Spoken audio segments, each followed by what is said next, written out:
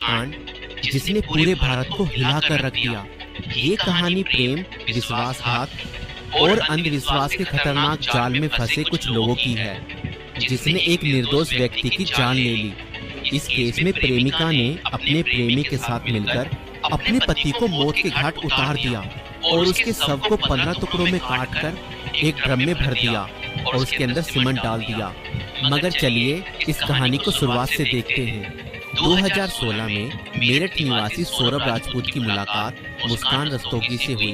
दोनों के बीच प्रेम हुआ और कुछ सालों बाद उन्होंने शादी कर ली। लेकिन यह शादी सौरभ के परिवार को पसंद नहीं आई, क्योंकि मुस्कान एक अलग जाति से थी। इसके बावजूद दोनों ने अपने रिश्ते को मजबूत बनाए रखा।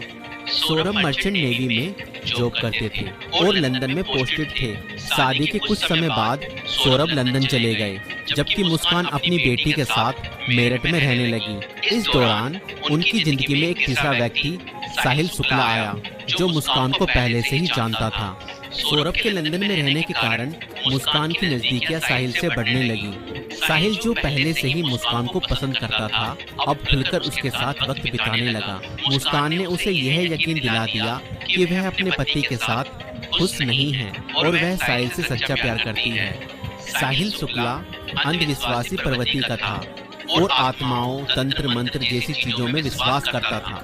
मुस्कान ने इस बात का फायदा उठाते हुए उसके लिए स्नैपचैट पर एक फर्जी अकाउंट बनाया, जिससे वह साहिल शुक्ला की मरी हुई मां के नाम से चैट करती थी। इस फर्जी अकाउंट से वह साहिल को यकीन मुस्कान को पसंद करती है और चाहती है कि वह दोनों साथ रहें। धीरे धीरे साहिल पूरी तरह से मुस्कान की बातों में फंस गया। मुस्कान ने उसे यह विश्वास दिलाया कि अगर वह उसके पति सौरभ को रास्ते से हटा दे तो वो दोनों एक साथ रह सकते हैं। साहिल अब पूरी तरह से मुस्कान के इशारों पर नाचने लगा था। मुस्कान और साहिल ने मिलकर सौरभ को मारने की साजिश रची। 4 मार्च 2025 को जब सौरभ लंदन से मेरठ अपनी पत्नी और बेटी से मिलने आया, तब मुस्कान ने सौरभ की फेवरेट सब्जी कोफ्तों में बेहोशी की दवाई मिलाकर खिला दी।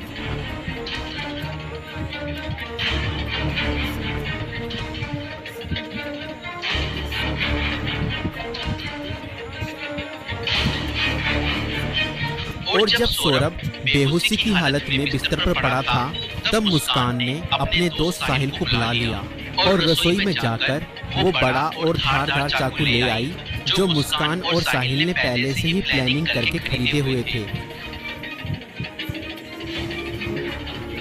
और करीब 20 मिनट तक साहिल ने मुस्कान को बताया कि कैसे उसे अपने पति का वध करना है।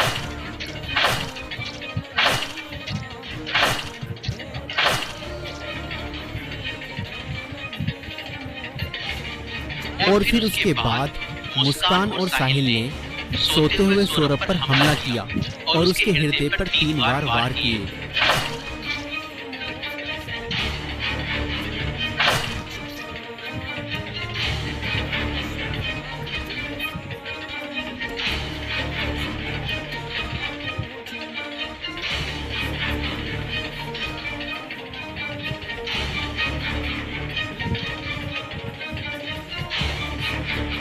और घर में पड़े कूलर को भी ऑन कर दिया ताकि उसकी आवाज किसी को भी ना सुनाई दे। जब उन्होंने सौरभ को खत्म कर दिया, उसके बाद वह उसकी बॉडी को बाथरूम में ले गए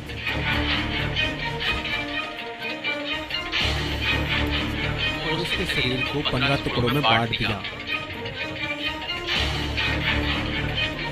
सौरभ को खत्म करने के बाद उन्हें इस बात की चिंता हुई कि अगर सब बरामद हो गया तो पुलिस उन तक जरूर पहुंच जाएगी। इसलिए उन्होंने सबको ठिकाने लगाने की योजना बनाई और मुस्कान बाजार जाकर एक प्लास्टिक का ड्रम खरीद लाई और मुस्कान और साहिल ने सौरभ के शव के टुकड़ों को उस प्लास्टिक ड्रम में डाल दिया और ऊपर से सीमेंट भी डाल दिया ताकि उसकी बॉडी की स्मेल बाहर न जाए। और उसके बाद उन्होंने उस ड्रम को घर के एक कोने में रख दिया। इसके बाद मुस्कान और साहिल ने सौरभ के मोबाइल फोन से उसके सोशल मीडिया अकाउंट को एक्टिव रखा। उन्होंने सौरभ के अकाउंट से हिमाचल प्रदेश की शिमला की तस्वीरें और स्टोरीज पोस्ट की ताकि लोगों को लगे कि वह घूमने गया है। उन्होंने उसकी फैमिली और दोस्तों को यह यकीन दिलाने की कोशिश की कि सौरभ जिंदा है और बाहर यात्रा कर रहा है। इस दौरान मुस्कान और साहिल खुद भी शिमला घूमने चले गए ताकि अगर कोई लोकेशन ट्रैक करे तो किसी को शक न हो। लेकिन किसी भी अपराधी की तरह वह भी ज्यादा समय तक बच नहीं पाए। सौरभ के परिवार ने जब उससे संपर्क करने की कोशिश की और कोई जवाब नहीं मिला तो उन्हें शक हुआ। परिवार ने मेरठ पुलिस में गुमशुदा की रिपोर्ट दर्ज कराई।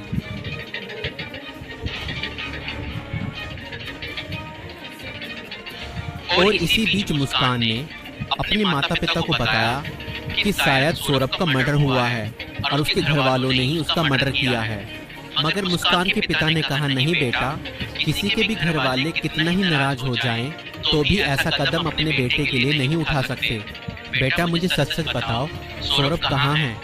मुझे सच्चाई बताओ, मैं किसी से कुछ नहीं कहूँगा।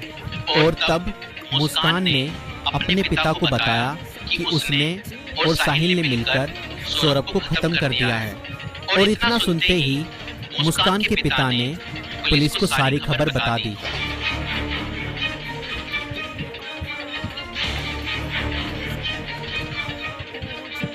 और पुलिस ने तुरंत मुस्कान और साहिल को गिरफ्तार किया और उस प्लास्टिक ड्रम को भी बरामद किया जिसमें सौरभ के शव के टुकड़े थे।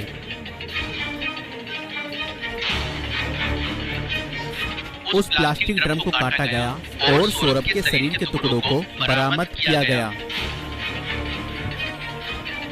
इस खौफनाक हत्या मिस्ट्री का अंत पुलिस द्वारा हत्यारों की गिरफ्तारी के साथ हुआ। पुलिस ने मुस्कान और साहिल को गिरफ्तार कर लिया। दोनों पर हत्या, साजिश और सबको छुपाने के गंभीर आरोप लगाए गए। दोस्तों, ये घटना हमें यह सिखाती है कि अंधविश्वास का अंजाम बहुत बुरा और भयानक होता है। साहिल ने अपनी मां की आत्मा के नाम पर बनाए गए एक फर्जी अकाउंट पर भरोसा किया और हत्या जैसा अपराध कर दिया।